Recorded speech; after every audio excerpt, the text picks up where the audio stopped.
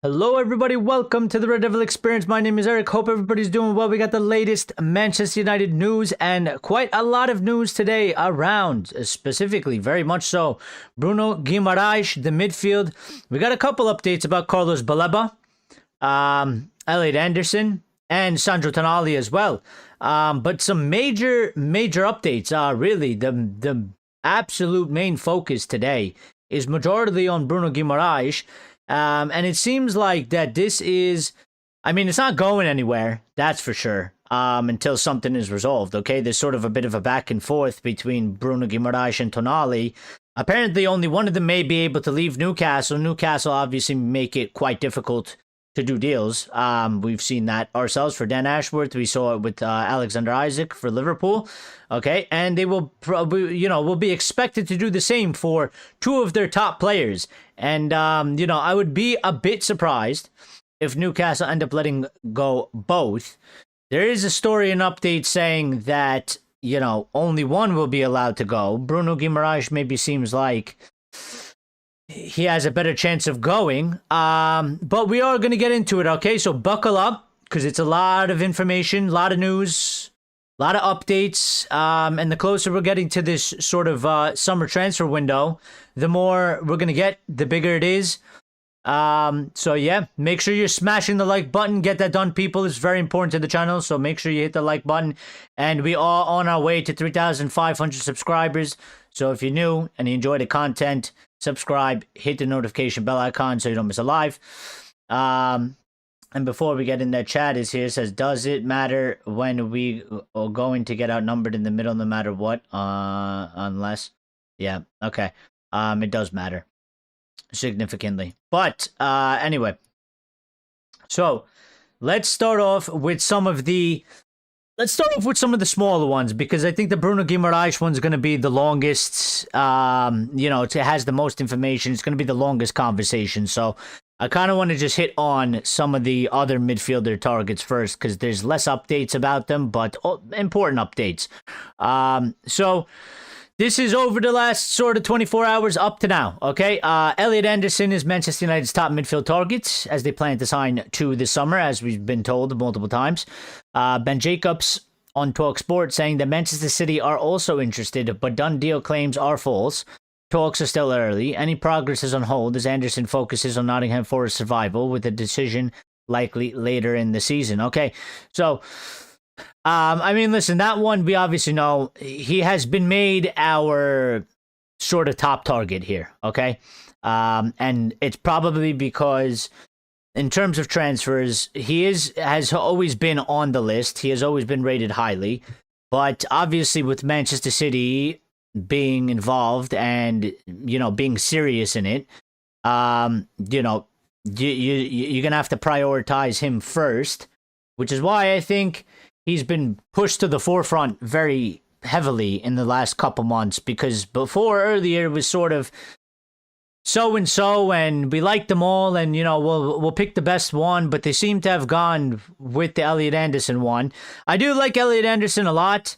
I think Elliot Anderson is quite... for me, I think he's quite a good choice because he's quite balanced. I think he could give you a little bit of both sides of the game, which I think is important for versatility, but also for our squad. And I just like how he plays that central, midfield role. I like a midfielder that can, do both. Can do defensive side, but can also help us in the attack. I don't really like, for example, I think a problem with Ugarte that we have is that he's fairly limited to probably a defensive role, and we need much more than that if we're going to be what we're going to be, right? And get to where we want to go. So we also did get another update by Sammy Mokbel on the BBC, or from the BBC, saying Elliot Anderson is considered internally by many at Manchester United as the player the club should prioritise.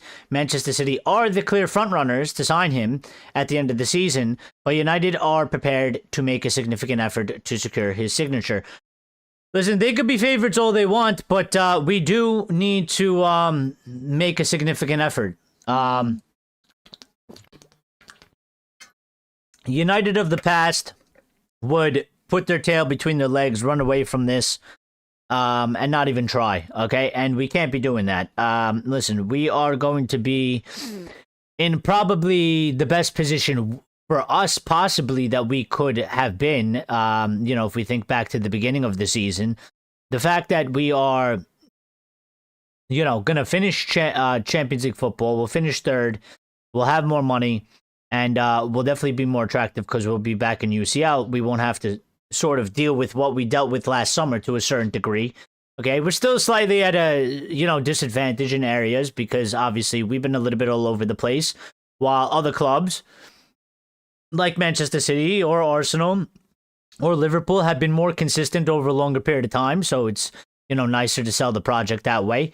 And also we have a little bit of a discrepancy sort of with the manager thing because we, many people feel like it should be Carrick, it's going to be Carrick, but I don't think players and agents don't necessarily deal in the same way that fans deal with. They want assurances. They want to know for sure the answer. So unless they're given the answer, I mean, from the manager standpoint, City can always say, well, you got Pep and he's Pep, and then United are kind of just like, well, we'll let you know in a month or two when we figure it out, because we haven't actually made a decision yet. So we do need to get some things sorted. Okay, and Sammy Mokbel also updated us saying Elliot Anderson would likely cost Manchester United a minimum of £80 million, a fee the club acknowledge they will need to pay to secure one of their top targets for the coveted number 6 role. And yeah, I mean, that seems pretty accurate. Listen, City are interested. We're interested. I'm sure there's probably other clubs that are also, at least monitoring, could be potentially interested, could enter the race, if they so want to. And, Premier League player, going to Premier League club, Premier League tax. Yeah, I think it's going to run, and a lot of these guys are not going to be cheap. But it is a very important position in the midfield, and we need to spend the money. So, Ineos, they better get something done significant in the summer and sort of make up for the lack of spending in January. And it's going to be massive. I still believe, and I still say, we need 3 midfielders. We need 3 midfield signings. I would go big on the midfield. And no excuses. I think we have money rolling in. We should be able to spend it.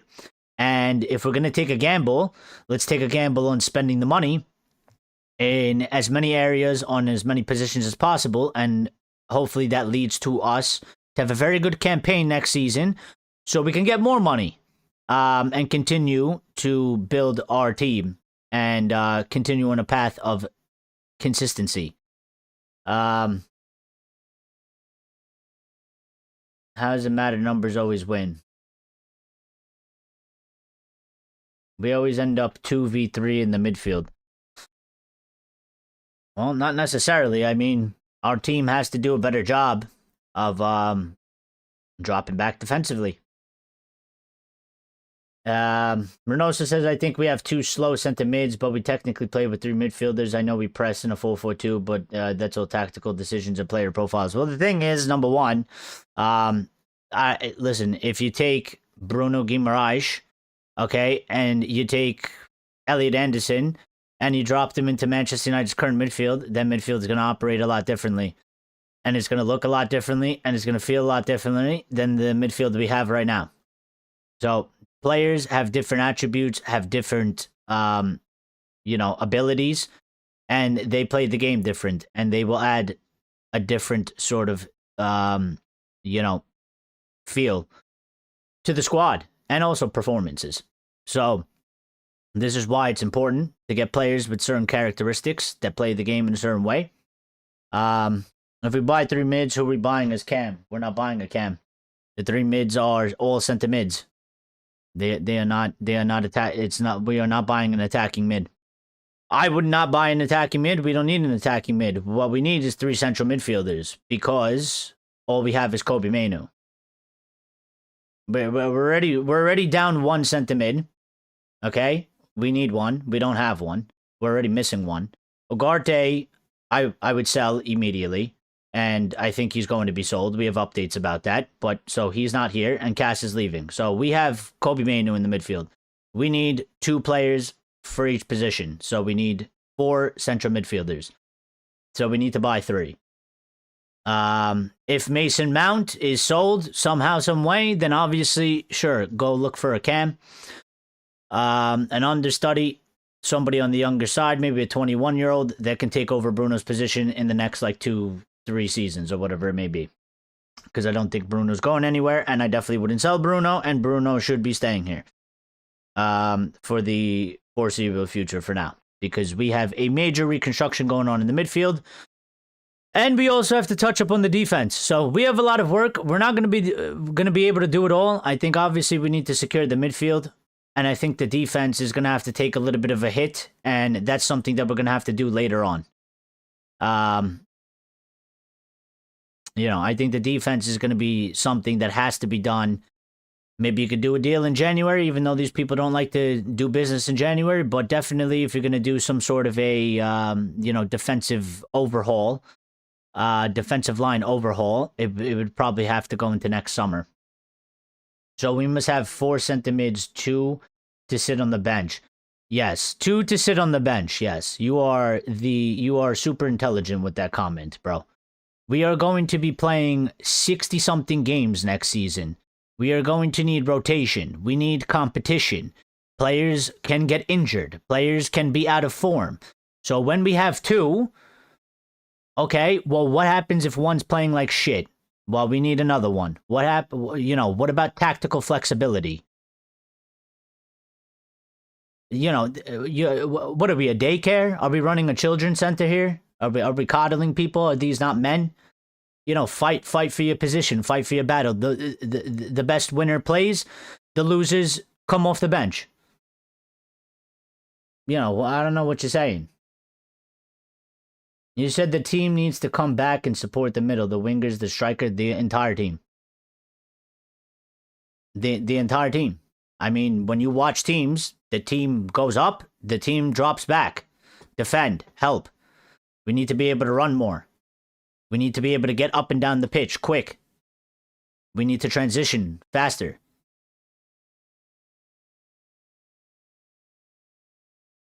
The team. Yes, everybody. The whole team.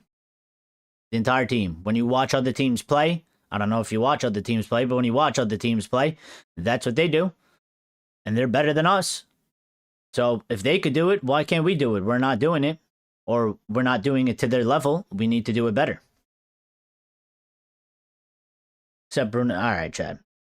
I'm ignoring you.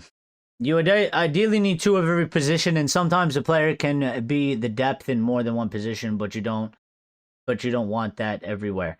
Well, you sort of need it to a certain extent. You need it everywhere, but it needs to be balanced, right? I mean, but I think when you get these guys in, like Elliot Anderson or whoever, listen, it's going to be, I personally would be 3 fresh new players for me, and survival of the fittest.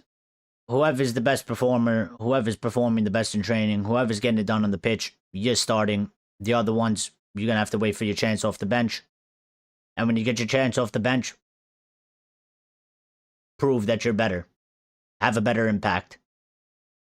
You know. Brown Knight says, what I missed? Not much. We just started. We just got into sort of this midfield discussion. Big updates today about this.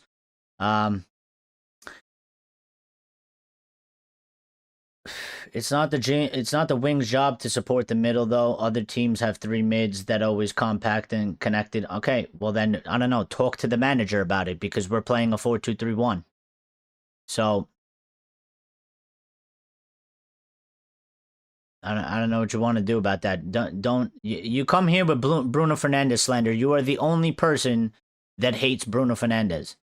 You are, and I've told you this many times, you are in the minority. You don't speak facts about Bruno Fernandes. You have a bias. You hate him. And you can never be fair. And you come in here, and I'm talking about Elliot Anderson. I'm talking about signings. I'm talking about the midfield. And you want to talk about Bruno. Who hates Bruno? Chad. Chad is a Bruno hater. He's got a big poster on his wall, and he throws darts at him every day when he wakes up in the morning. He absolutely does not rate Bruno Fernandes, thinks he's horrible, thinks he's a terrible player, thinks we would be better without him.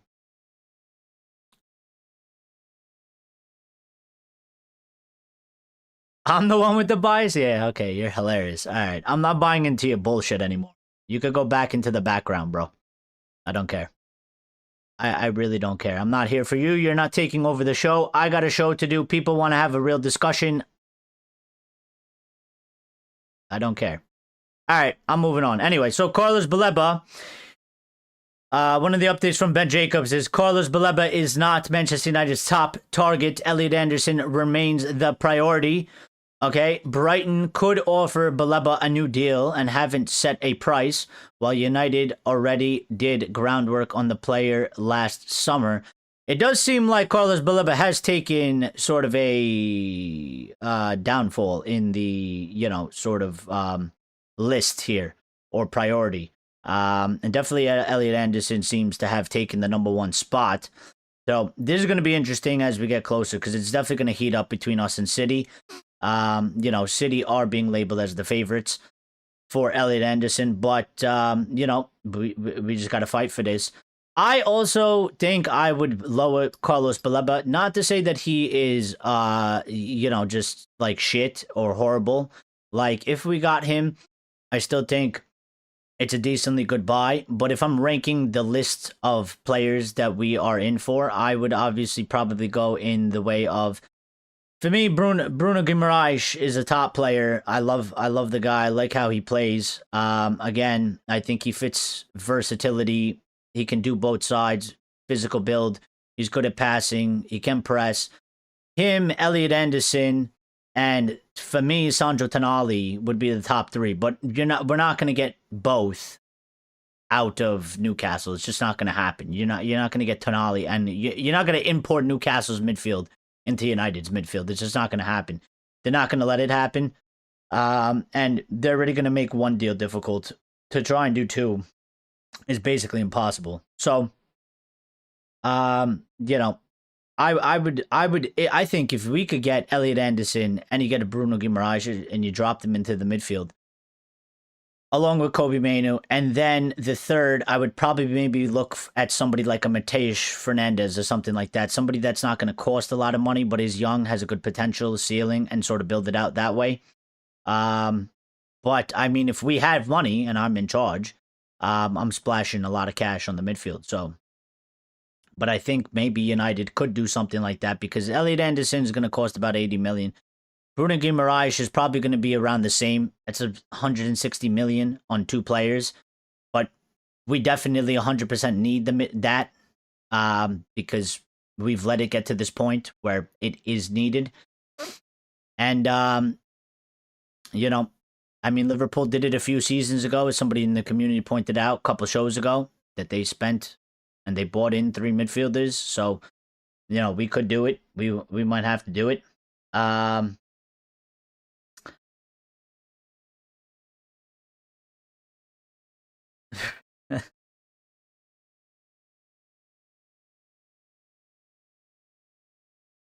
You can get away with it like one player, but you really need at least 22 players, maybe 25. You definitely, listen, if we're going to go far in the Champions League, and we're going to compete at the highest level, and we're going to have a whole Premier League season, and we're going to stay high up in the top 4 race, and obviously go for, do a title charge to a certain degree, we're going to need 25.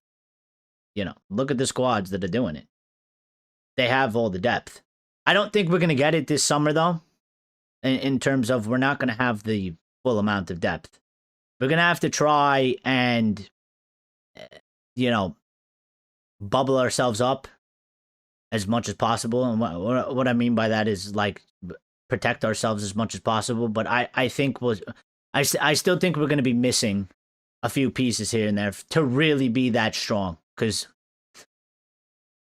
it's just going to be too much. It's going to be too much to do all in one summer, which is why I make such a big deal about January, because you could have done a deal. Could have done a deal, any deal. Maybe we could have gotten in a defender and we could have just done the midfield in the summer. Axe is here. what is Carrick's transfer list?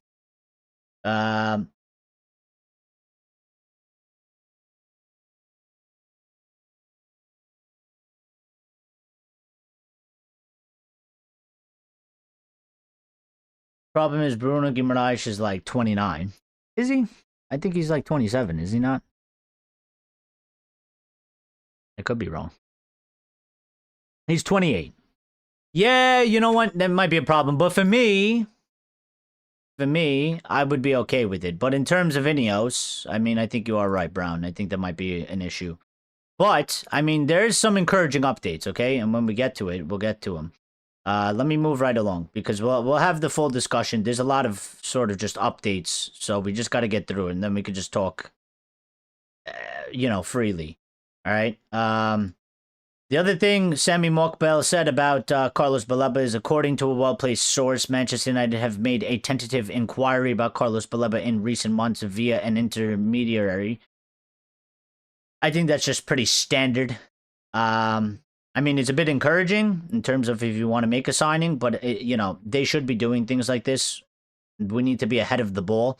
We shouldn't be doing all of the work when the window opens. We already laid out, as per the other report and other reports that came, we already laid out a lot of the groundwork last summer. A lot of that's not going to change. And, we're sort of just keeping tabs here, or, keeping up to date with information through an intermediary. So he is still on the list. He is still an option. But I think obviously we're going to prioritize Elliot Anderson first. And then we might see, maybe, depending on how that goes, what happens there. I mean, if we don't get Elliot Anderson, do they pivot to, a Tonali or Bruno Guimares first? And then go for a Baleba? Or do they just go for Baleba? Or, but I think pretty standard operating stuff. United are just sort of getting their ducks in a row, which they should always be doing anyway. Fabrizio did give us this update on Tonali, okay, saying Manchester United, Manchester City, and Arsenal are all monitoring the situation of Sandro Tonali. Newcastle United have no intention of accepting a standard fee like 50 million or 60 million pounds. It would require a much bigger, very expensive offer. And that is to be expected. I mean, they don't really want to lose these players. These players are basically wanting to leave on their own. They are contracted there. And Newcastle, as I mentioned before and as we've seen before, they are not pushovers when it comes to negotiations. So it's not going to be like, they're going to get ripped off and raided. They are going to put up a fight. They are probably going to secure, a high sort of transfer fee. Anywhere in the regions of 70, 80, 90 million for these guys, for sure. So, but on Bruno Guimarães, we did get these updates, and this is over like this last 18 hours or so. Manchester United are in advanced talks to sign Bruno Guimarães for around 80 million euros. I hate when they switch them. However, renewed interest from Real Madrid could complicate the deal. That's coming from Reuters. And a journalist named Fernando Calas. Okay.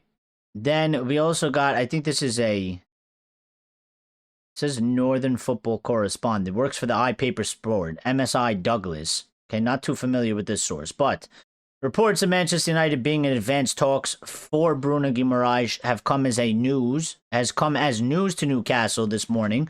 Bruno has been in Barcelona over the last 48 hours supporting the team as expected. Okay, on this one, I will just say, while the advanced talks, and they put it in quotation marks, okay, but I will say this, the advanced talks would only be from the player side. It has nothing to do with Newcastle at this point. When they say advanced talks, it would just be specifically Manchester United basically talking to Bruno Guimarães' people.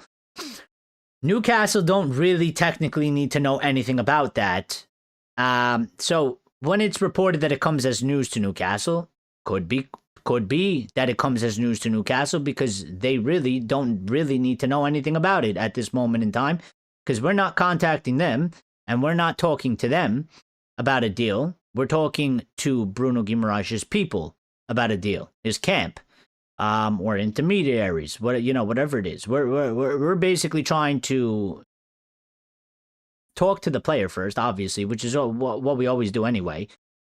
You know, you secure the deal with the player first, you get the agreement with the player, then you go deal with the club after. So, you know, some people might read that and take it one way. I take it in the way that I just explained it. So, Luke Edwards, who works for the Telegraph, then came out and said Manchester United are not in advanced talks to sign Bruno Guimarães. There are no talks, let alone advanced ones. He seems to be the only one in this camp, because he's the only one to report something like that. So, you know, Ben Jacobs came out after that update saying Bruno Guimarães' interest is being driven by Jason Wilcox, with some talks held on the player side. Okay, however, there's been no contact with Newcastle yet, so advanced may be overstated. And advanced could be overstated. I mean, they write it very loosely, as I just explained. Okay, and advanced, usually you would classify it as it's close to happening, or there's close to an agreement on all fronts. Okay, advanced, if they wrote it as advanced from the player's side, you know, it makes it a little bit more clear. So I guess I kind of go along with Ben Jacobs', you know, sort of definition of it. I mean, advanced in general would mean that there's significant movement from the players' side and on the club side, and that the deal is you know, being moved along. It's not necessarily advanced because we have not contacted or started discussions with Newcastle at all, as far as we know, up to per the reports that we have right now. Okay, so but we are starting, at least, at the very least, we are there. We are having discussions with his camp. We are looking into this, and we'll see sort of where, you know, what decision is sort of made. But Jason Wilcox is apparently getting some credit for this, leading this. I mean, it only kind of makes sense. He is the director of football. He should be making some sort of movements on this stance here. All right. Ben Jacobs also told us Bruno Guimarães has a verbal agreement with Newcastle, allowing him to explore moves to the Champions League clubs if they fail to qualify. Now, a verbal agreement is just that. It's a verbal agreement. I mean, Newcastle could at any time just be like, yeah, our verbal agreement don't mean shit. We don't care if we're not in the Champions League. You're not leaving. You know what I mean? Which they probably will most likely do, because they don't want him to leave. And if they do want him to leave, they still got to play hardball, because they're going to want the most money that they could possibly get so that they can obviously reinvest. So it's a bit interesting that they have this verbal agreement. Maybe they allow him to, but they're going to play both sides. And maybe that's sort of what's going on here. And maybe that's why Bruno Guimarães is sort of looking, you know, his people are exploring options, because, listen, I think he's definitely wants to move. I think he's looking for a move out. I think Tonali's looking for a move out, but Newcastle are very reluctant to let any of these guys go.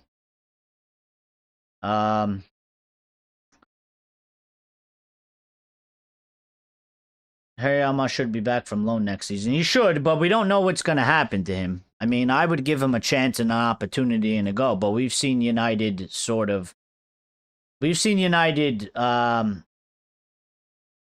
send him back out on loan again. So, you know, I don't know. I mean, I would expect him come back on loan. He should be part of preseason on the least, because we're going to have guys that go to the World Cup that aren't going to be around. So it should be a good opportunity for him. And, you know, if he looks good enough, I would assume that they would keep him. But I think kind of the feeling right now is maybe he's too young, or he's not good enough, because why would we be looking to get a left back per some reports if they felt like he could fill the role? So, you know.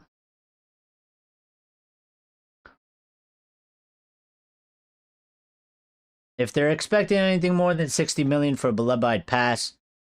Well, they are probably.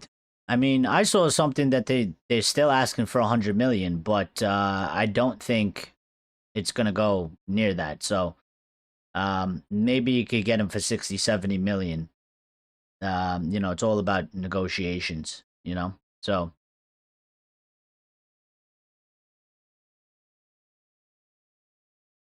80 million pounds for an older player. What about Warden or Stiller? Well, they are still there, of course, and they're still on the list, but they do seem at the current moment in time, as we're getting updated through the news, they do seem a little bit lower on the list right now. I don't know if we did get an update about Warden. I don't think we got one today. A lot of it is all about Baleba, Tonali, Bruno Guimares, and Elliot Anderson. So I know many people still like Warden and would look at Warden. And Warden, listen, definitely is one that is definitely still in contention and can happen. But this Bruno Guimarães Tonali thing has taken over since it started, a few weeks ago or whatever. And at the current moment in time, it's not going away. And it probably won't go away until something is resolved. I think this is going to probably continue from now all the way through till, a move happens or whatever.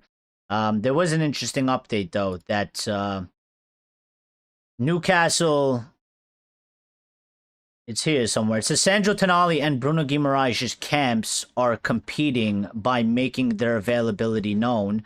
Both know only one is likely to leave, so each side is pushing to secure a move first, which I find the most interesting, and I do feel like it is quite realistic, because again, Newcastle doesn't even want. They're not even really that interested in selling both of these guys, but they are both looking for moves, and if you're Newcastle, you'd let one go? Are you going to let two go? It's especially where you just finished in the Premier League. From the flip side of that, are you going to keep players that don't want to be there? Do you want to keep players that don't want to be there? If Bruno Guimarães is looking for a move and Tonali's looking for a move, and they're basically like, I don't want to play at this club anymore. Are you really going to force both of them to stay or one of them to stay? You're going to keep a player that doesn't actually want to be there? That doesn't tend to work out too well. So, I don't know how that necessarily is going to go, but I do find it a bit, I mean, it would be sort of just insane if they lose both their top two midfielders in one summer.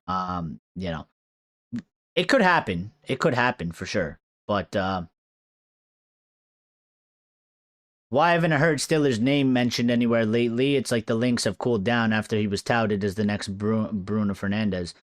Well, he's definitely not the next Bruno Fernandes. He doesn't even play that position. But Stiller is lightly sort of kept in the conversation, but they have cooled down a bit.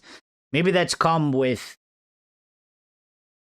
just time. Listen, we also did change the manager and we also did change the system. So maybe the pivot, the thinking to it has changed a bit.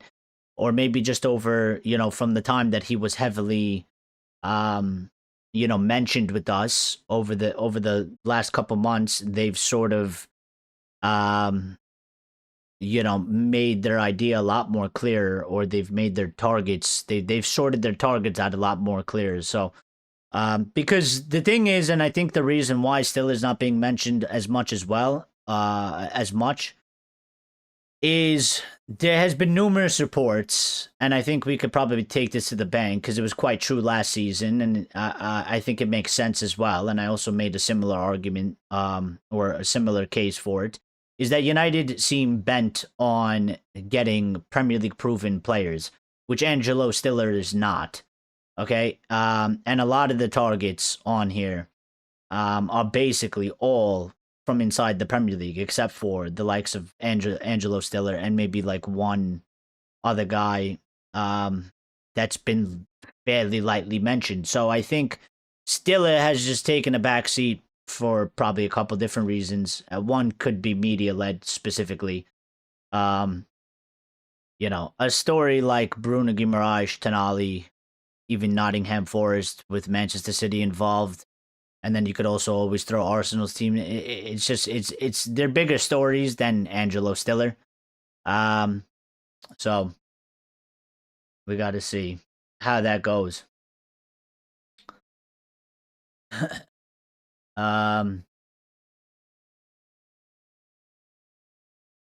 Access, congratulations on 3.3k subs. Thank you, my friend. Appreciate it.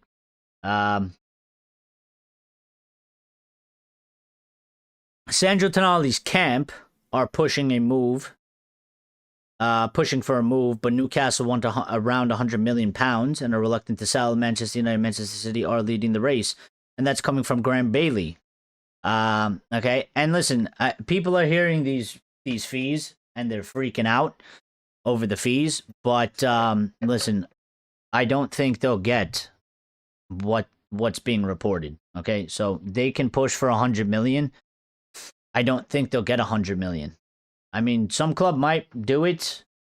Tonali is one that maybe, because of his age and also because it could go into the area of it, United, City, and Arsenal. You make a three-way race for that. It's three big teams. We all know City they'll spend whatever money they got to spend. And Arsenal, they have money as well. And they're definitely going to spend on top of winning the Premier League and potentially whatever other trophies they win. And then there's always Chelsea as well sitting in the background, because Chelsea can they spend a shit ton of money. They've spent a shit ton of money, and they can enter in at any point they want. You know, I always find it a bit interesting because all these updates we get, it's United, City, a little bit of Liverpool, a little bit of Arsenal, and Chelsea is very rarely mentioned. But as we've all seen, Chelsea just like to sort of pop up out of nowhere at random times and throw their hat into the ring. Yeah, I mean, listen, people get very agitated about the fees. I mean, listen, for players like Tonali, you're not going to get them cheaper than 80. Realistically, you're not. 80, Bruno Guimares, 70. He is a bit on the older side, which makes me think, I don't know if United are going to be willing to go too high with him because he is 28. And it depends on the competition. But these are very good players. Tonali is an excellent player. Bruno Guimarães is an excellent player. If we play a little bit of a premium for them, I don't think it's the worst thing in the world. We should get a return on them. The most important thing will obviously be the wages, and I don't think any else will go crazy on that. So I think it'll be okay, because I think we have a bit of PTSD with signing players for high fees and them flopping, or them coming to United and just not being good enough, and then we get stuck with them. But part of that has always been that we gave excessive wages. I don't, if we sign any of these guys, they're not getting excessive wages to where we won't be able to sell them. And also, they're good players. So,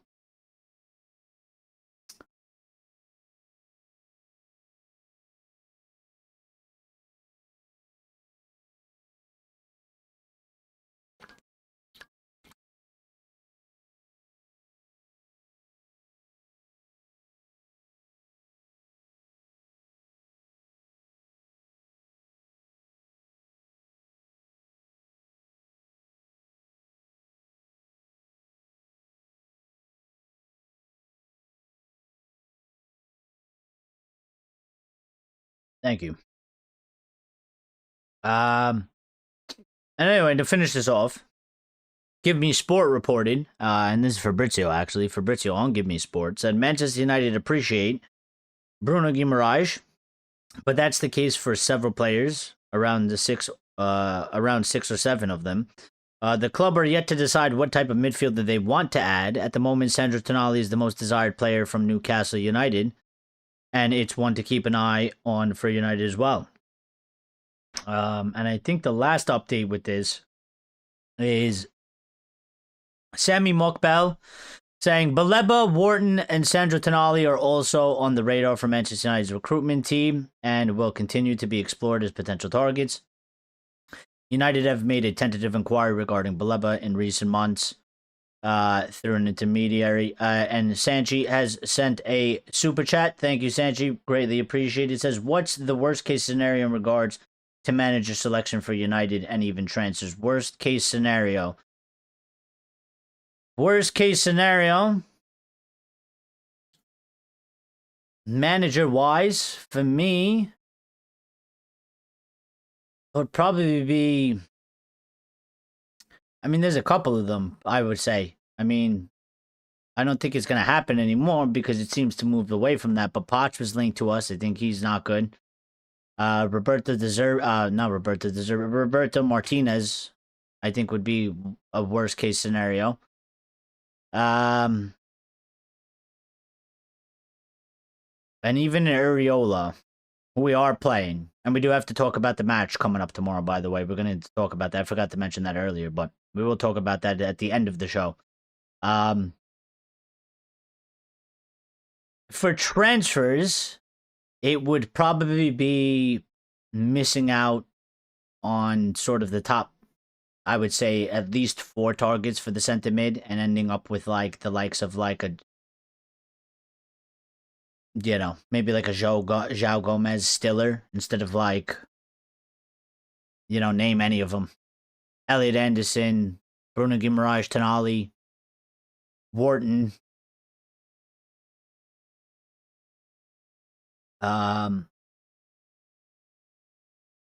I think we all gonna have to take a hit though somewhere because we're not gonna be able to get.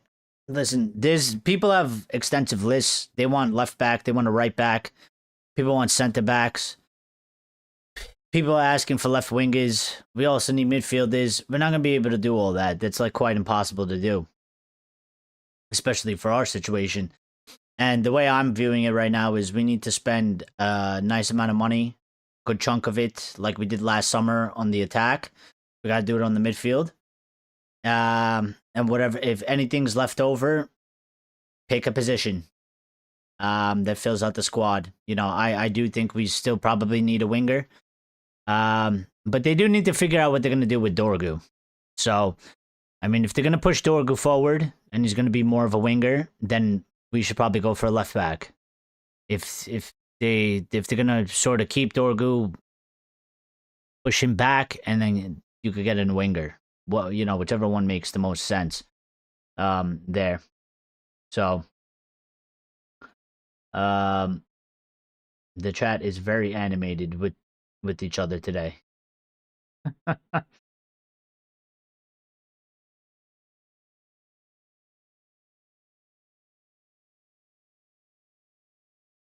With speed in the pivots, it allows time for the rest of the creative players to resume defensive positions. Yeah, we just need to. We just need a better. We just need to do it better as a team anyway. I do agree. Obviously, you know, if you have more legs, they can handle the midfield a lot more. I mean, I think we saw that example quite clearly. They did have 3. Okay, central midfielders, but when we played Newcastle, we just couldn't keep up with the speed. We couldn't keep up with the speed. They pressed a lot better than us. They were quicker than us. You know, Cass was getting tackled from behind constantly with the ball on his feet. But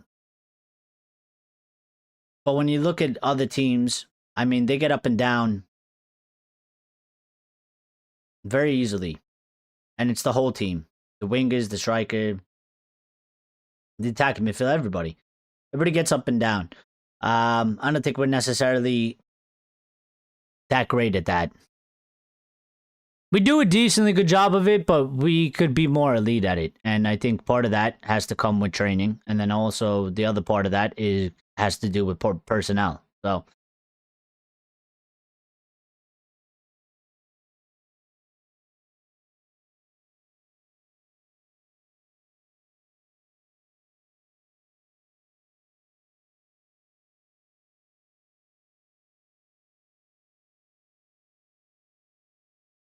Yeah, but I can't even get involved in this conversation that's going on in the chat right now because it's just like I honestly I don't know what the conversation is.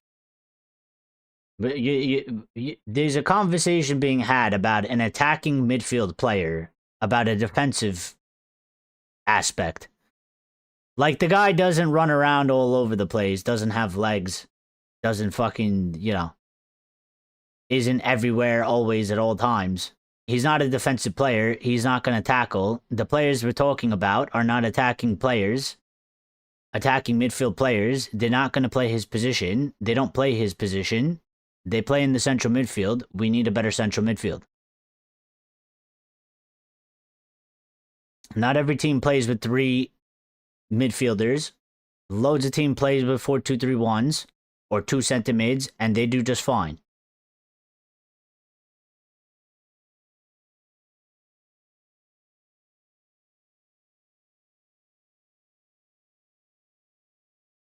So, all right, let me get rid of these.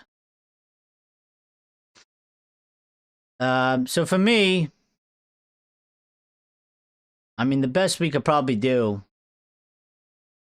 I still think, for me, Bruno Guimares, I don't care regardless of the age. I mean, listen, Ineos might care, and, you know, what they do might be something, you know, different, but for me, Bruno Guimares is all-arounder, elite all-arounder. He's captain for their club.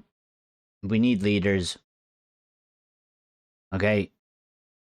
He's top tier in passing, duels, progression, box-to-box threat. He's Premier League proven.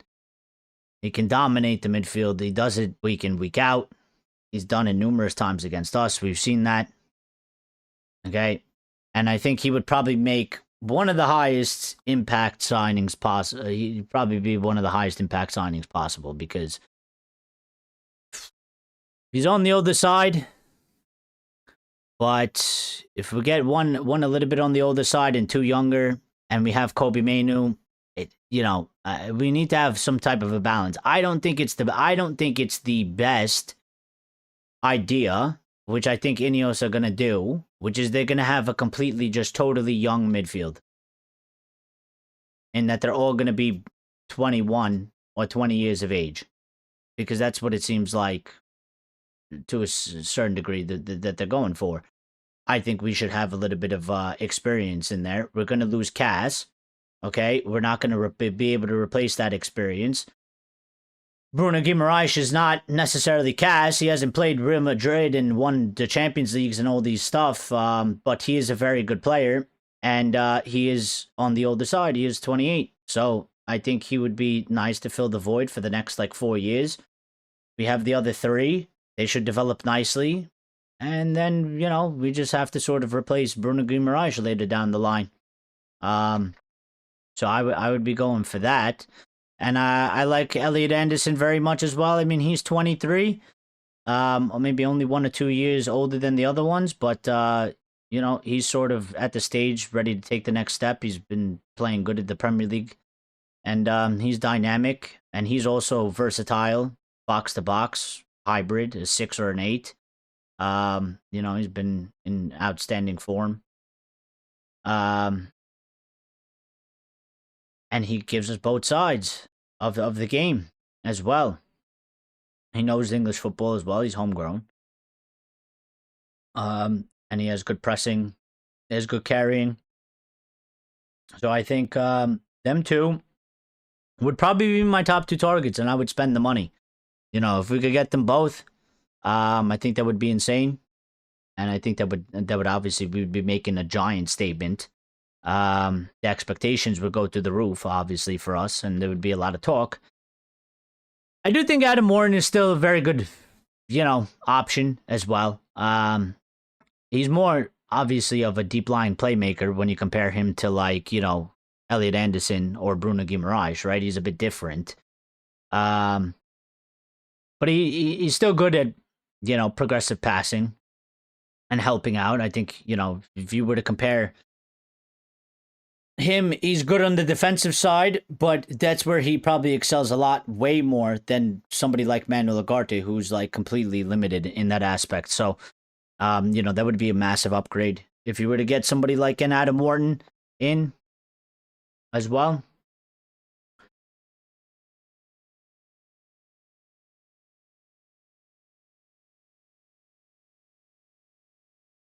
Just ban the moron.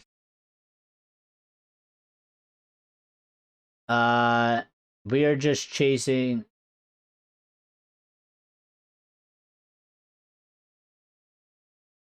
Yeah, I mean, you guys just like, you guys need to just relax. You know, people are, he's baiting you.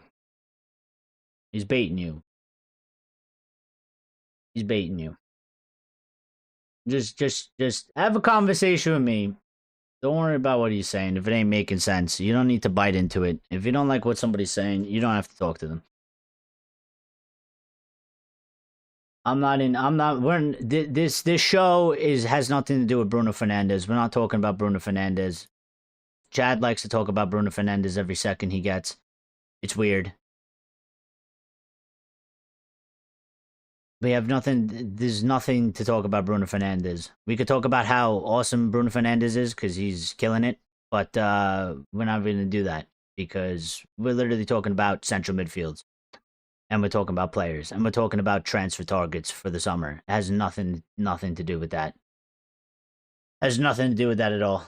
In a perfect world, Pep leaves City at the end of the season. Anderson chooses red over uncertain blue, says Brown Knight. Well, I do think that Pep isn't going to leave, though. But you did say in a perfect world, so to be fair. But listen, I think I'm up for it. I want United to go sort of head to head with City on this, and if we lose out, we lose out. Whatever. We'll get bantered online. Who gives a shit? But we should be in there. We should be in there. We shouldn't be afraid. I remember on the Woodward and Richard Arnold. I think more so specifically Richard Arnold. We started being fucking cowards, where it was just like we won't even attempt to go for a player. If City or Liverpool were involved, or maybe they were in the lead, and we just sort of went for the second, third, fourth best option, and it's just no, we should fight to try and get that player because they're the top target, they're the best player, and we need them in our team. So we will see how that goes in that. What about City's allegations? Nothing good seems to be coming from that in terms of nothing. I don't know. I don't know what's going on with City's allegations. I think I think at this moment, just forget about it. It's taken a really long time, and there's no updates, and I don't know what they're doing, and until something happens, it's just there's nothing really to talk about it. Renosa says, Eric Joe Gomez, where is he on your list, above or below Baleba?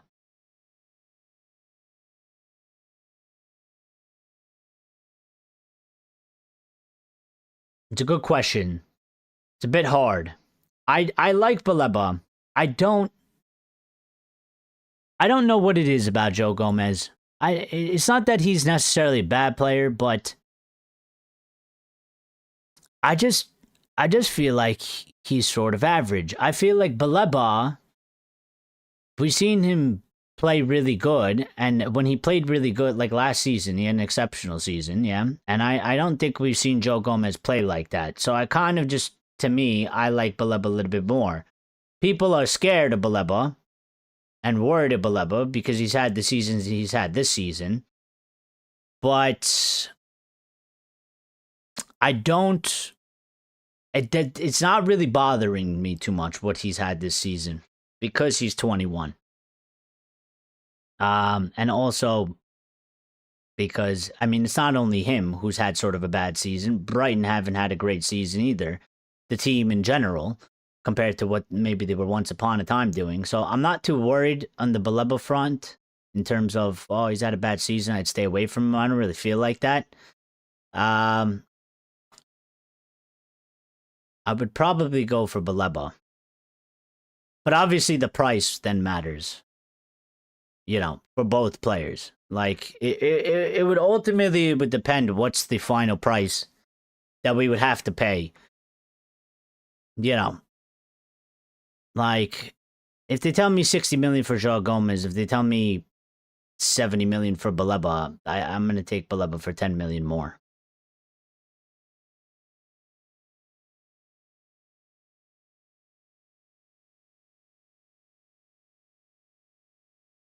Hey, maybe that's your problem. Maybe your wife needs to love you more.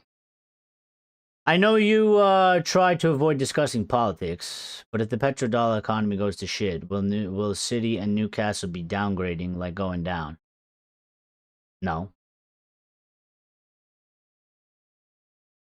No, I don't think it works like that. I think they would be fine, actually. Not to get too political, but I'm pretty sure Saudi Arabia is not necessarily on the petrodollar as it stands. So, no, if the petrodollar goes down or the petrodollar economy goes to crap, I don't think that they will not. They'll be fine. They'll be fine. They'll do another deal with probably Russia or something, whoever else has the oil, and they'll use other means of currency. They'll be totally fine. Nothing's gonna happen to them.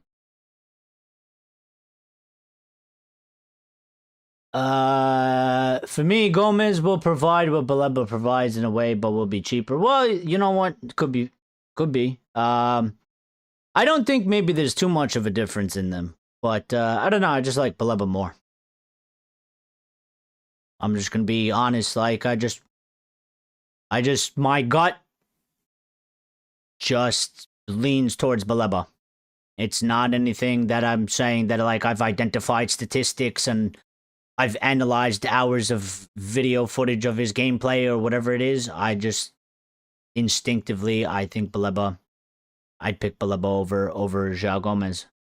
But listen, I mean, I'm open for everything. I mean, I have my opinions and my thoughts, but I'm always open, sort of, to being surprised or whatever, to a certain degree. In that, you know, if we do end up with a player that maybe I hold a little bit down on the list, they could always just be a fantastic signing for us, or they could be not as good as maybe not as good as I originally thought. But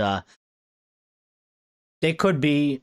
He could listen. We could end up with João Gomez, and he could be in our midfield next season, and he could be a very good player. You know, I think a lot of it is always.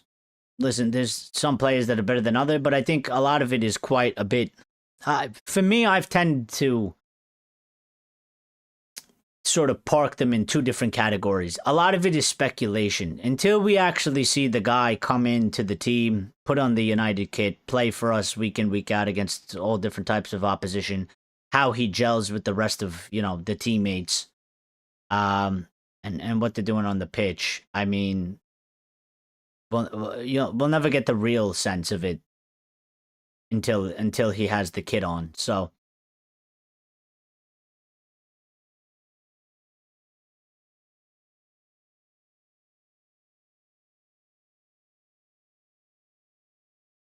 yeah, you say us guys like we love Bruno. How you say us guys like we are the only people in the world that love Bruno Fernandes. Again, you are in the like I don't even know what percentage to put you in.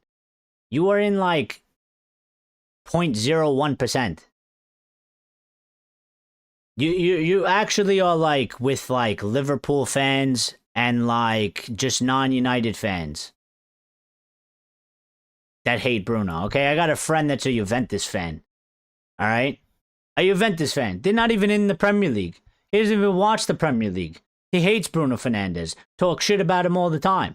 I'm like, dude, you don't even know. You don't even watch the league. You don't even watch us play. You're watching the Serie A. You're hating on Bruno Fernandes. The rest of our fan base, a great majority of our fan base, we know how important Bruno is. We know how good he is.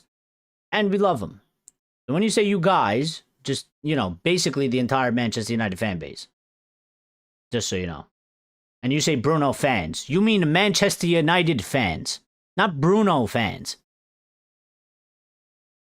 It's not Bruno fans. It's Manchester United fans.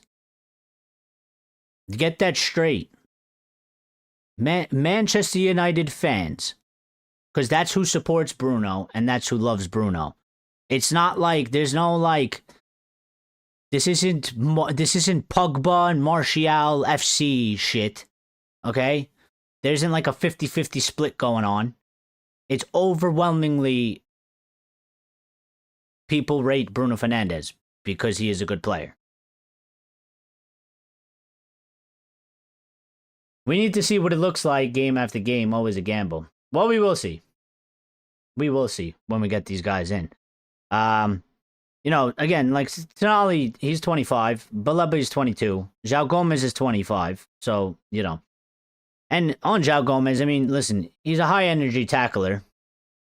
Okay? And he's a Premier League battler. He's got that physicality to him. So, you know, he can do it.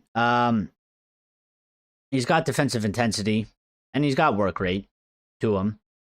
But I just kind of feel like he's got a bit of a limited ceiling compared to some of the other options that we have on the table. And then there's a sort of Angelo Stiller. You know, who's there as well. But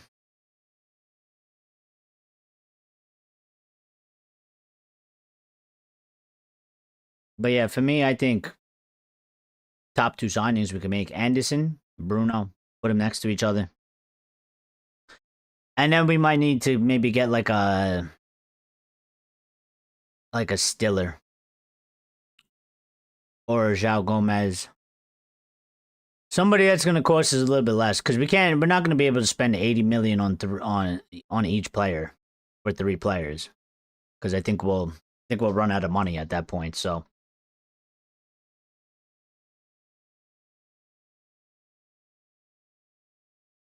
just you know that not everyone is social media. Bruno fans love him before the club.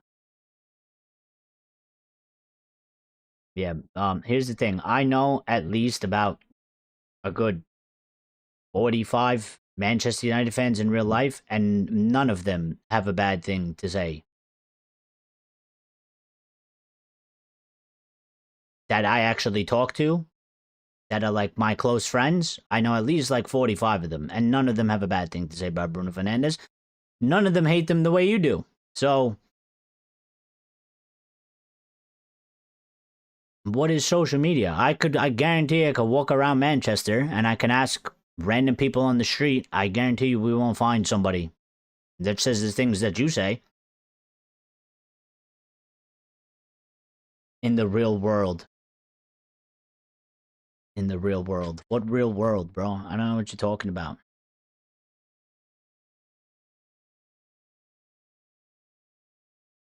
Yes, it's the internet plus people that like put their faces on camera, and then people in the streets and people that I meet, that I know, that are Manchester United fans, that I've known for fucking 20 years of my life. Plus. That are all sorts of ages.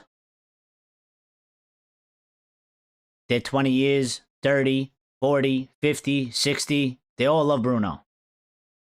Nobody hates Bruno. Yeah, good 45 people, yeah. A good 45 that I actually talk to, that I actually have like, that I could actually message right now and ask them, or call them up on the phone and ask them. Yeah, a good 45 people. I know way more than that are also United fans, but I'm not like close with them like that. When I see them, where I see them, at a place, in the street, at an event, like, I'll talk to them about United for a couple minutes. They all rate Bruno.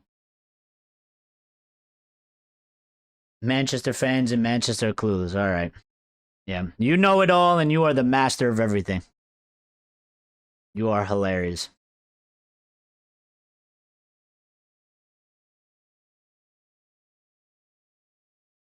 You know more than everybody in the world.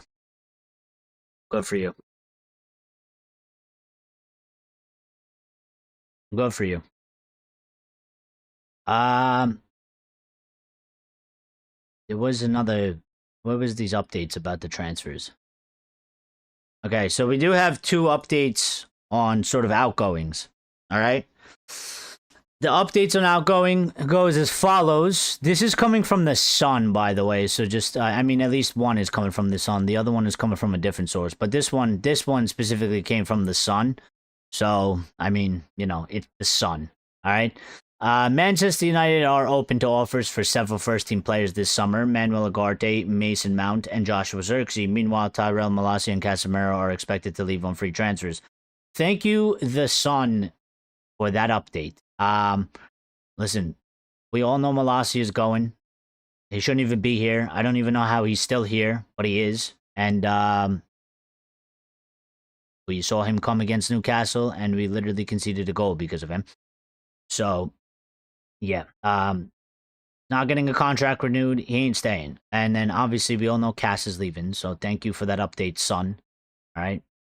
That was announced, and it's fairly obvious as he's leaving. Mason Mount is an interesting one, which I still don't 100% believe, because I don't believe the club are going to be able to move him on. Even if they want to, I don't think they can. I think Mason Mount is another one of these guys that it's like, we would consider selling him, but who's trying to buy him? And for how much?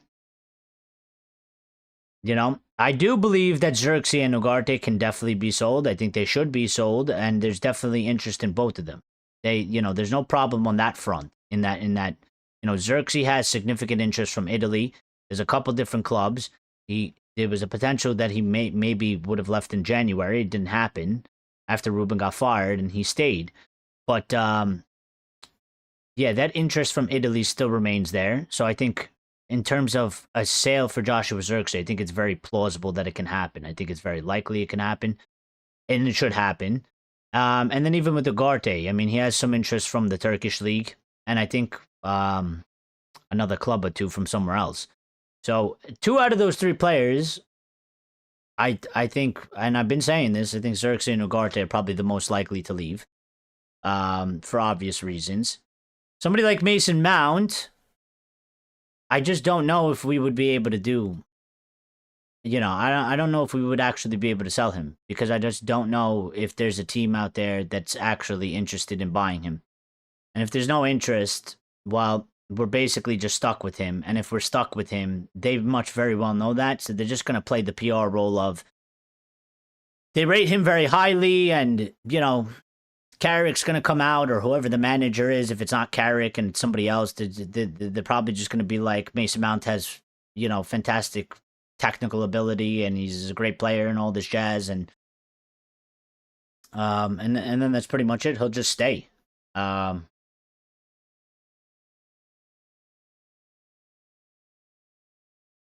Henry, huge-ass voice in football, literally went viral praising him while upsetting the Arsenal fan base, but it's just simply Gen Zs that like Bruno. Yeah.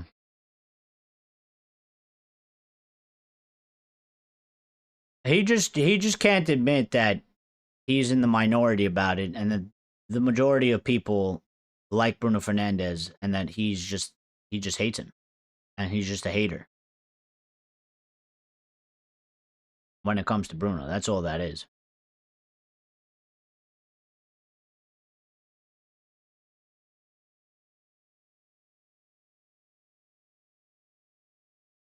But the second update that we got about this, because it ties into Joshua Zirkzee, okay? This is coming from Nico.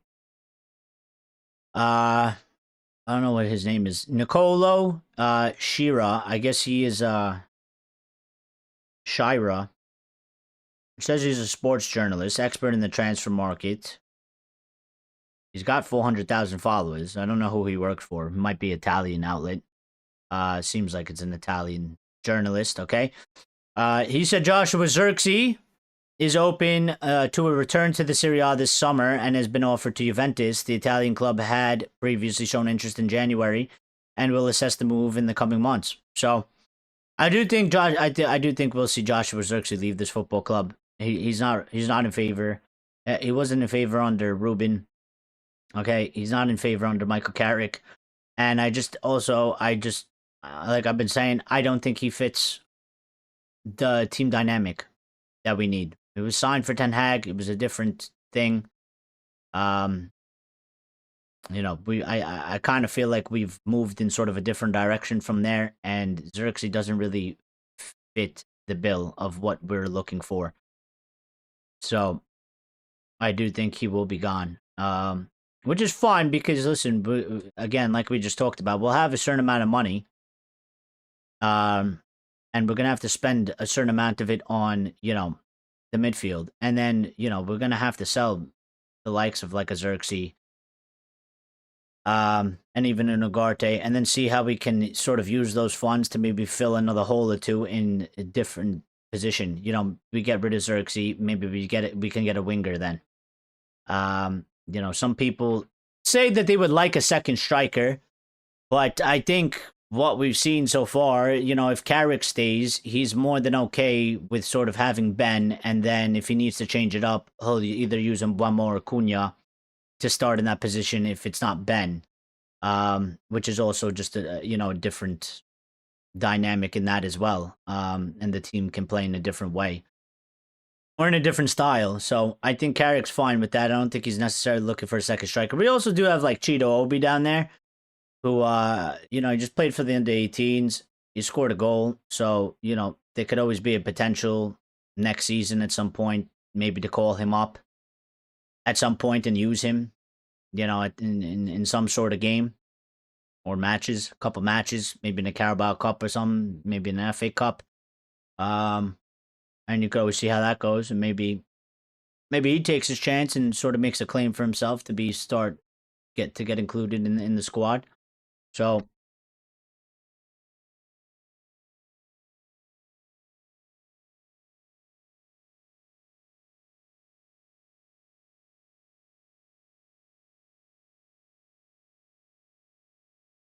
is a reason why football clubs don't trust Henry or other pundits to manage their clubs. Yeah, because a manager is like a lot of different aspects. It's not just about analyzing a player or something. You have to be able to like manage and stuff like that, and coach and train. So you can have spot on analysis of a player, but that doesn't make you a good manager.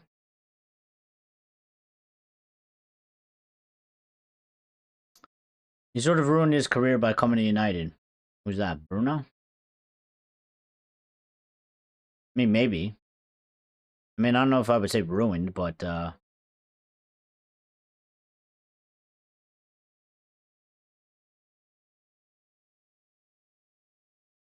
could have it had a higher legacy, I guess, with the trophies. I mean, he probably ends up something like you know, sort of like an Alan Shearer or something, where like, you know,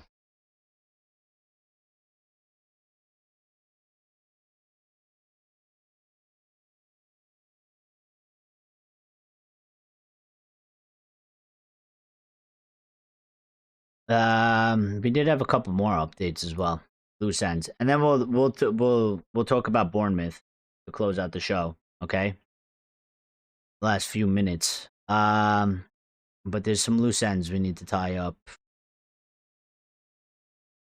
Oh, some sad news. Some of you may know him, maybe you don't, but our former United goalkeeping coach, Silvino Loro, has passed away at the age of 67. Rest in peace to him. And thoughts are with his family and friends and loved ones during this difficult time. Rest in peace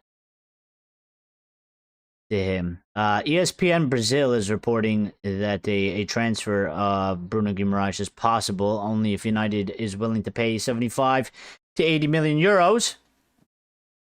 The discussions are not in advanced stage. I hate how they do this. What is euros to pounds? We are an English club, okay? Both clubs are English.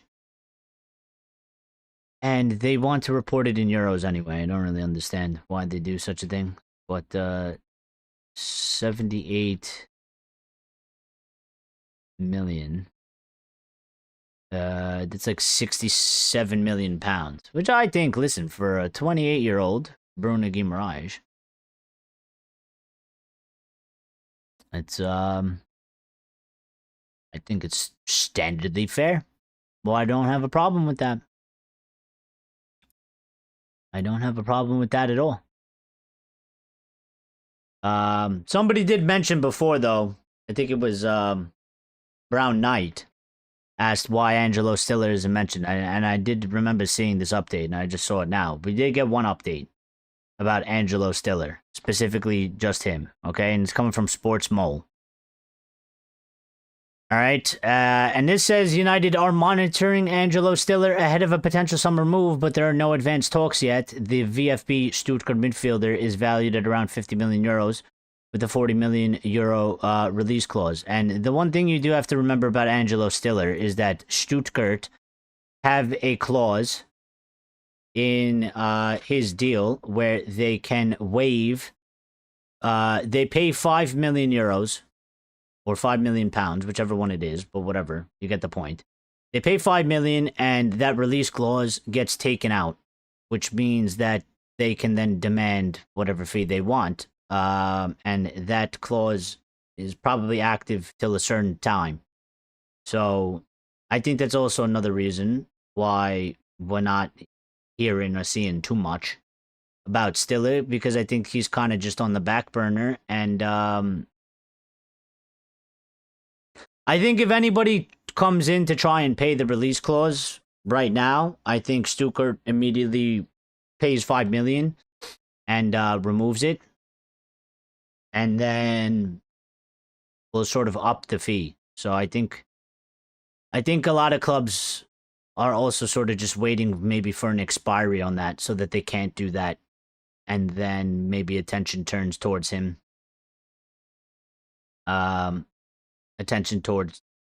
Turns towards him, and you know, he'll end up going somewhere.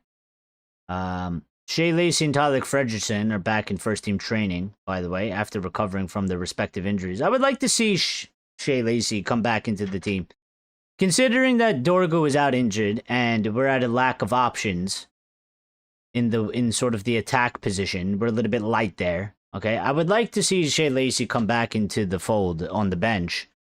I do like Shea Lacey. I like what I've seen from him so far. I like sort of the tenacity from this kid. When he came on the pitch, you know, there was no messing about. He kind of reminded me of sort of a young Wayne Rooney in the sense of that he came onto the pitch quite angry and quite sort of focused in terms of that he was gonna fucking, you know, his goal was, I'm going to come in and make an impact and try and score. He didn't score, but he had some very good shots. And he definitely made an impact. So I would like to see him come back into the fold for us. I think now is a time that we could definitely, at the very least, find an excuse and say, well, listen, we ain't even got really any options up there. And, you know, we're missing some depth, so why don't we just use him? Bring him off the bench if we need him. You know, Arsenal are playing a 16-year-old in their team. And he scored a goal for them last Premier League match. So I like Shea Lacey. I think Shea Lacey's good.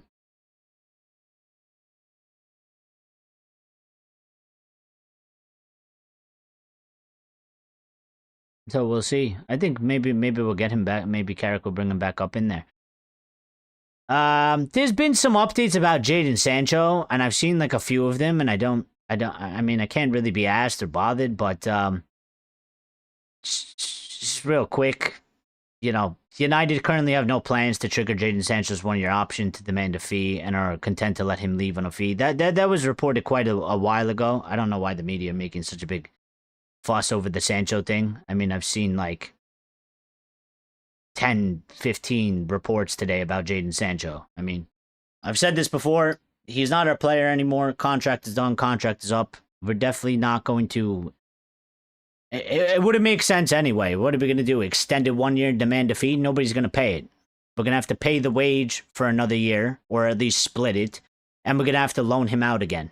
And that's all that's going to happen. So United would definitely like to get a fee for Jadon Sancho if they could. The reason why they're not going to trigger the one-year option is because they know damn well that if they trigger the one-year option, nobody is going to pay the money. They're just going to wait out another year. So there's nothing to really do there in that case. So, and what I will say is good riddance. You know what I mean? You know, a lot of talk about him going to Dortmund.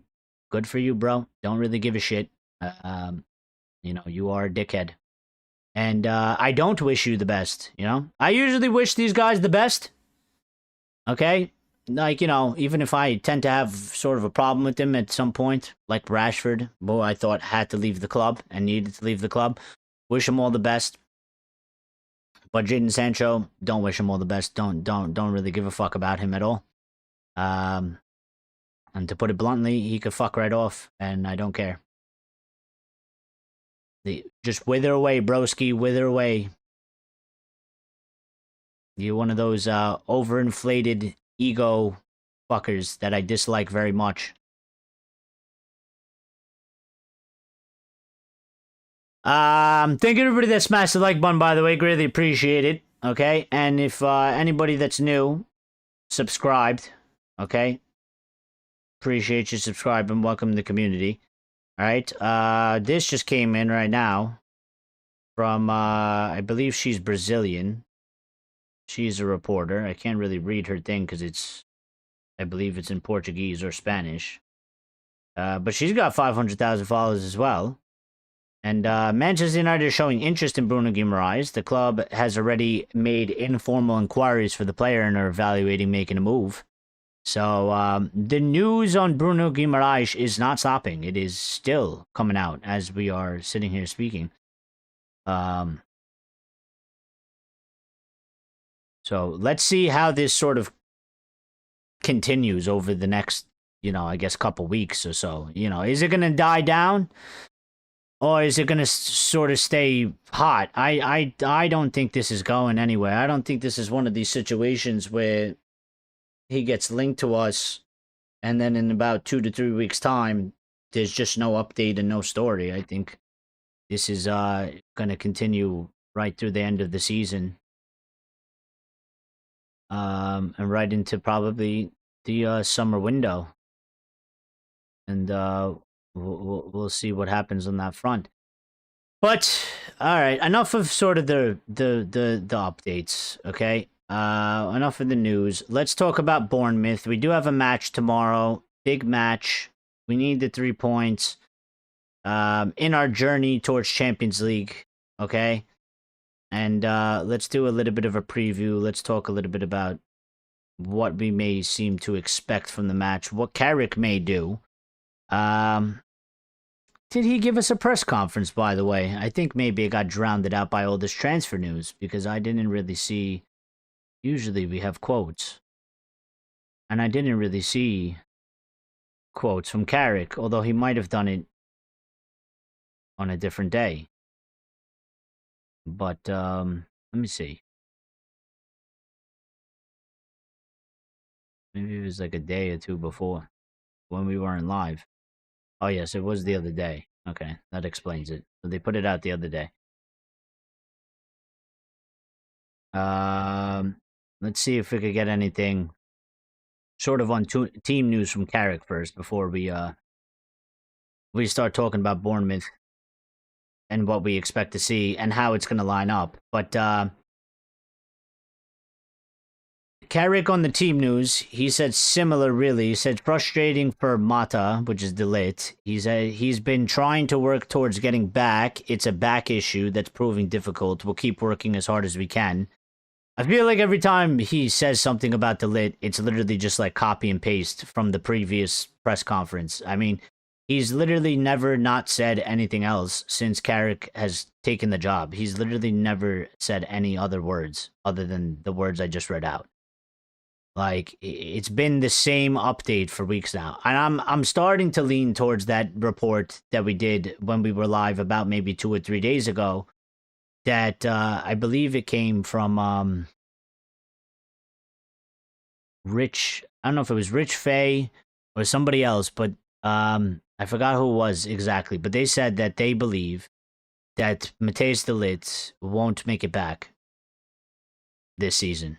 They believe that he's done for the season and that he won't make it back. And I'm starting to buy into that because I mean, these updates, they're not even encouraging. You know, from Carrick, they're not even encouraging. None of the sentence encourages me. It's the same thing over and over again. It's frustrating for de Ligt. He's been trying to work towards getting back. It's a back issue. It's proving difficult. We'll keep working as hard as we can. That's not encouraging. That's not we're going to see de Ligt in the next 2 to 3 weeks. You know, there's only about 7 or 8 matches left in the season.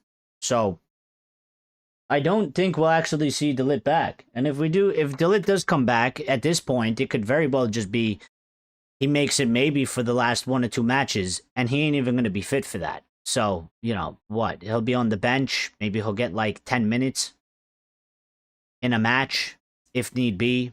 Probably, possibly. But, yeah.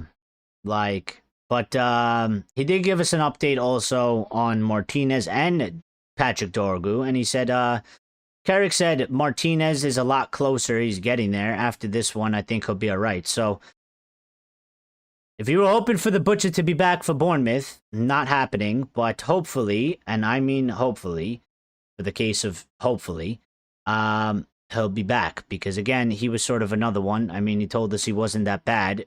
Kind of expected him to only miss a match or 2. It's been longer than that. And we are a better team with Lisandro in it. I mean, he's one of the only center-backs, if not the only center-back that we have that can do the things that he does in terms of passing the ball forward, progressive passing, carrying the ball out of the back forward and helping with the attack. And then, of course, he's defensively, he's the Butcher. So we don't really have somebody else that can do the things he does when he's on the pitch. You know, they might be good in other ways, but they don't do what he does. So we're not going to have him for Bournemouth.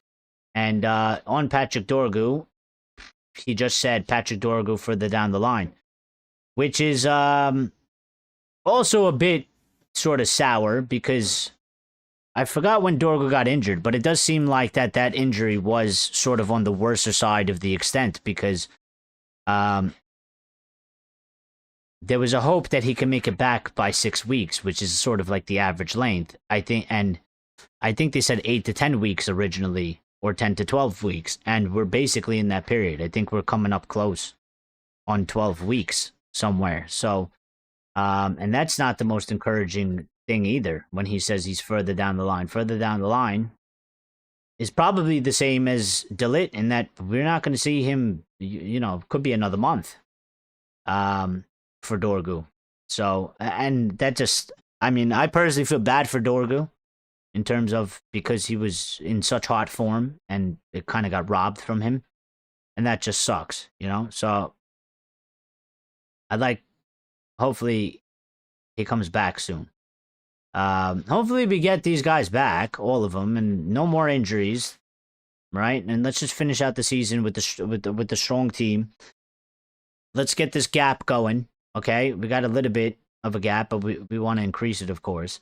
Carrick on Mason Mount, he said starting would be too much at this point from training time and the exposure he's had. It's brilliant to have him back. He's a fantastic player and great to have around the group. The break coming up is a good time for him. That is right, by the way. We do have a break. And I think it's an extensive break coming up after this match, I believe. So let me check what we got going on here. Where is Manchester United? Here we are. So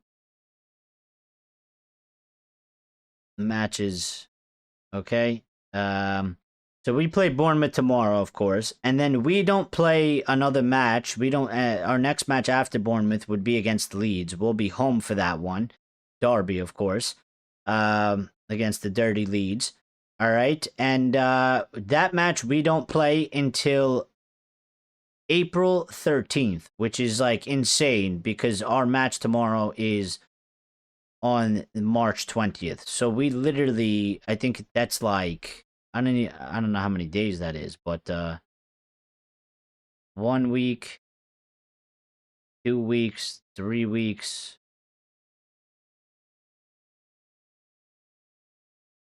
3 weeks.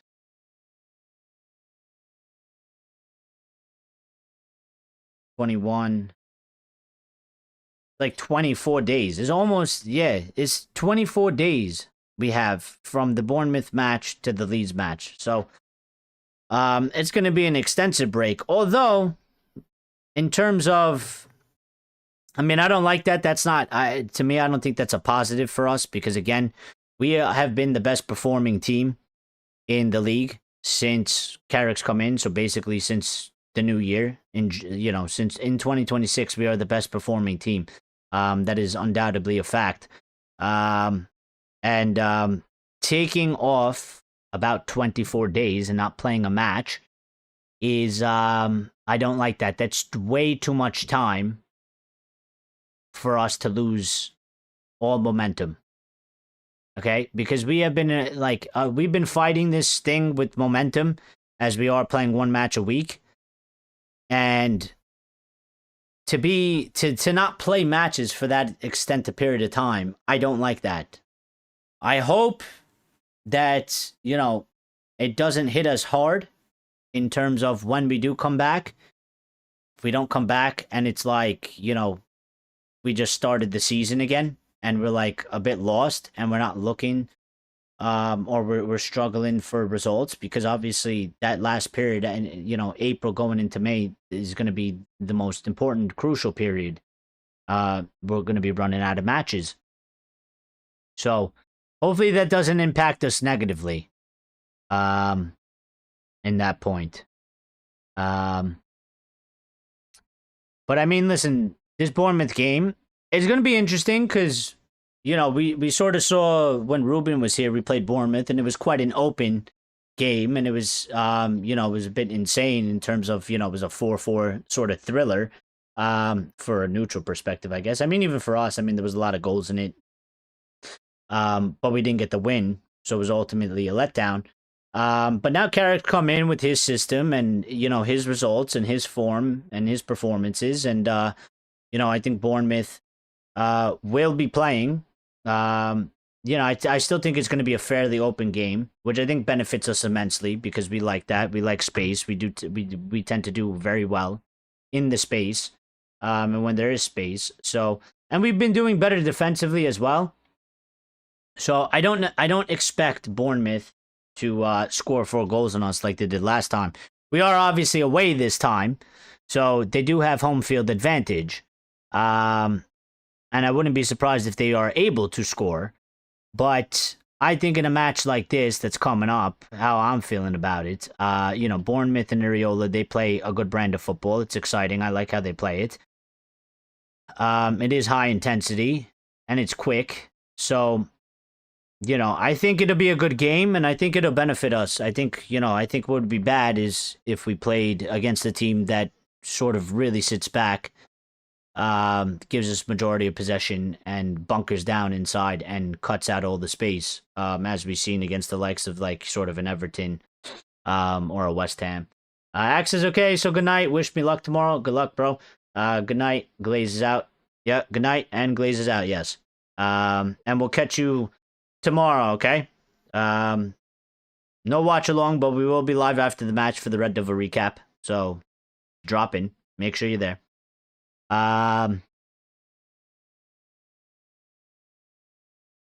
Carrick on whether Bruno Fernandes gets his vote for the player of the year. He's had a fantastic season. It's not so much who I'd vote for, but I'm delighted he's playing the way he is and have the impact he is. He's proven to be right up there. I'd love to see him take the award. Carrick on Manu, Shaw, Maguire, England call-ups. He said, I'd love to see them picked for this one, and obviously picked for the summer. I don't have any influence on that. But the way the boys are playing, I think they've put themselves right in contention and right in the picture. So we'll see. Well, there was a report that Tuchel is going to. The most likely one will be Harry Maguire right now, and Luke Shaw and Maino still stand a chance to make sort of the final call for the World Cup. So, but for this upcoming one that's happening, and that's why we do have all that time off as well. They do believe that Harry Maguire is going to get the call up. So, it's good because I mean I think at the current moment in time we don't have any players. We had 0 players, and some people will still count Rashford, but I don't count him as our player anymore. So yeah, it's not normal, and it feels wrong for England to be having squads and not have a single Manchester United player in it. So we need our players back in there, and hopefully, Kobe can make it as well for the World Cup, for the final call. I think he should be in there. They could definitely use him.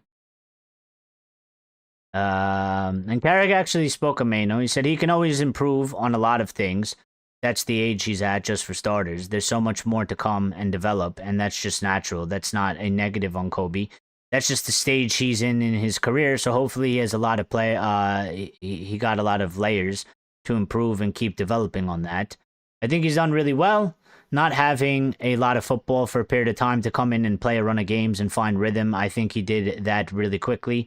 And there's a natural kind of flow, really, and I thought he was really good again on the weekend, putting in a performance where he did a little bit of everything and controlled the game, and spells when he had to defend, and it was really impressive. And that's sort of where I am with Kobe Maino, and that's what I've been saying as well. Like, he is a young guy. I don't agree with these people that, analyze him down to his toenails and criticize the shit out of him. He's 20, 21. He's got a lot more to develop. It's just his age. I think he will and can do it, absolutely. And for what he is right now, he's still good. Still putting in good performances. I'm happy with him. I believe in the kid, and I think he'll be just fine over the next few years. So,